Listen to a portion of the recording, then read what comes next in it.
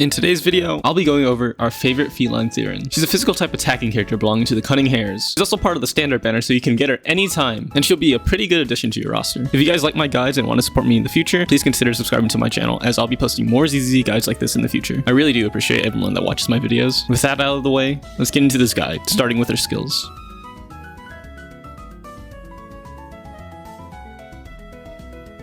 Remember that scene in Dragon Ball Z when Goku gives a senzu bean to Cell, and then Cell proceeds to beat the ever-living heck out of his son?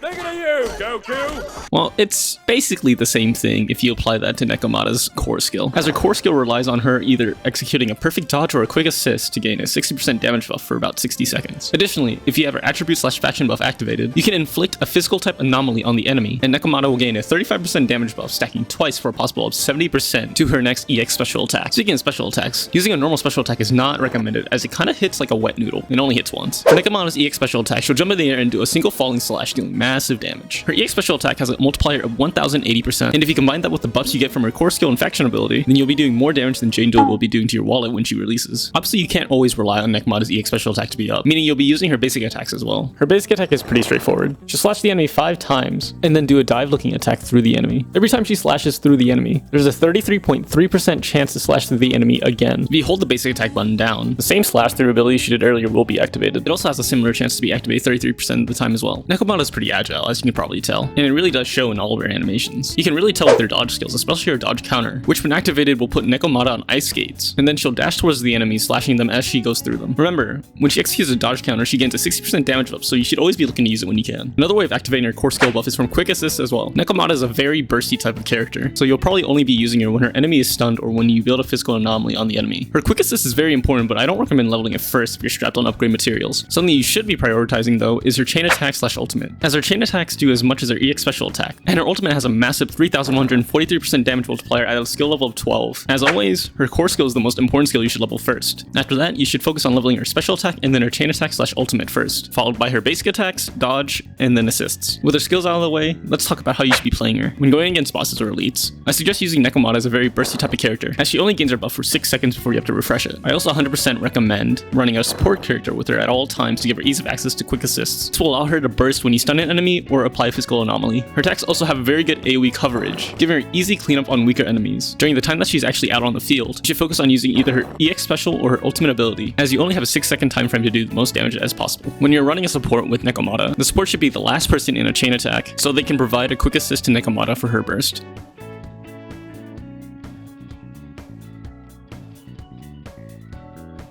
Nekomata has a really limited amount of options when it comes to team composition. You can run a full Cunning Hares team with Anby and Nicole, as Anby provides a quick stun option and Nicole provides an easy crowd control, while also providing quick assists for Nekomata. A team I highly suggest running is a combination of Piper and Lucy. Piper is the only physical anomaly ability currently in the game, but she'll still do a great job in inflicting physical assault anomaly, allowing Nekomata to activate her attribute/faction buff quite often. Lucy is also a great choice, as she acts as a way to give Nekomata quick assists while also being in the same faction as Piper. This gives great synergy between the three. Lucy also provides a 23% attack buff to all allies for 10 to 15 seconds. If you do decide to run Piper with Nekomata, the support role is very interchangeable, so you can run either Lucy or Nicole if you really want to. For Bamboos, it really depends on who you're running. If you're running 2 characters from the Cunning Hares, Aemilion is a great choice, as Aemilion gains a damage boost to their chain attack when 2 characters from the Cunning Hares are on the team. If you're running Piper with Nekomata, you might be better off using Bang Revolver, as when there are 2 physical attribute characters on the same team, Bang Revolver's chain attack gains a 200% bonus to their anomaly buildup. As Bang Revolver is a physical type, you'll be building your physical anomaly faster with them on the field. And if you don't have either, running Bagboo is always a great option until you can get either one, as Bagboo can also contribute to physical anomaly buildup.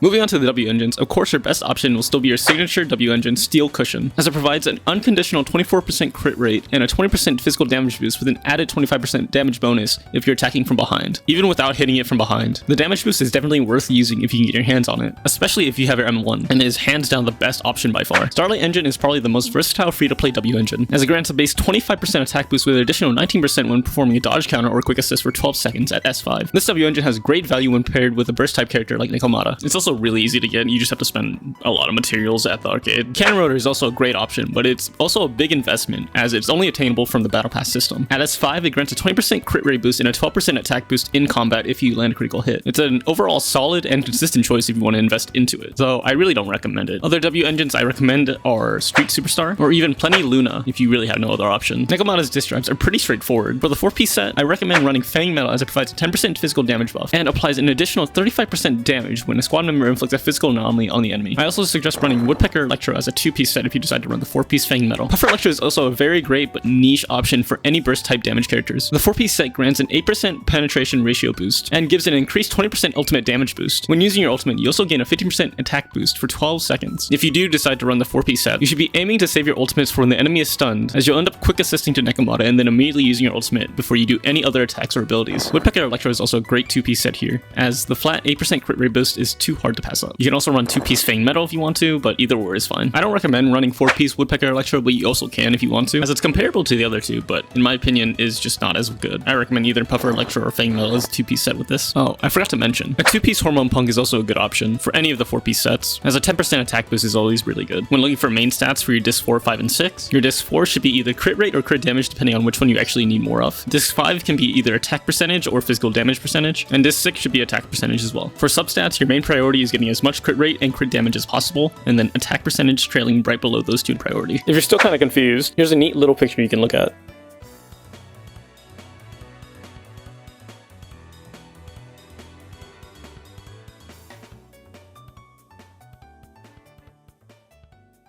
Nekomata's Mindscapes are all really good, each one providing something to her kit that allows her to do more damage. Keep in mind that her M3 and M5 are just the standard skill level increases. Her M1, Bird Hunter, provides a perfect synergy with her signature W engine, as it allows her to ignore 16% of the target's physical resistance, and if the enemy is stunned, all of Nekomata's attacks are considered backshots. I highly recommend trying to get her M1 if you have her signature W engine, as it's just a free damage boost. Her M2, Cat and Mouse, provides a 25% energy regeneration when there's only one enemy on the field. This will allow her to have significantly more EX specials when fighting bosses and elites, and will be great for her small burst windows, as she'll more often than not have an EX special during her burst windows now. Her M4, Sharpened Claws, increases her crit rate by 7%, stacking up twice for 15 seconds when using her EX special attack. The stacks have a timer that is calculated separately from each other, but will total to 14% if you have both stacks. This is really good if you have really bad luck rolling crit rate substats on your pieces, but if you have your M4, you probably have good pieces on her anyway, hopefully. And lastly, her M6, Predator Lineage. This is probably her best Mindscape cinema. When Nekomata launches a chain attack or uses her ultimate, she gains an 18% crit damage buff that stacks up to 3 times, totaling to 54% more crit damage if you have all stacks. It is a permanent buff in combat and only expires when combat ends, meaning when you have all stacks up, you have a permanent 54% crit damage boost. If you're running a stunner like Ambi, you'll probably gain these stacks in the first minute of fighting. This is probably one of the most significant boosts she gains, though as she is an S-rank agent, getting all the Mindscapes would be pretty difficult for a free-to-play player. If you do decide to main her, I highly suggest going for her M1 and at least M2 if possible if you're free-to-play. Nekomata is definitely the best physical attribute attacker currently, of course until Jane Doe is released, but it also requires a lot of assistance from her team to get the most out of her. However, if you put the right pieces around her, she becomes one of the best for endgame content like Shiyu Defense. I hope this guide was helpful. If you want to see more guides like this in the future, consider subscribing for more lovely guides and other ZZ content. Thanks for watching, and this is Naja signing off.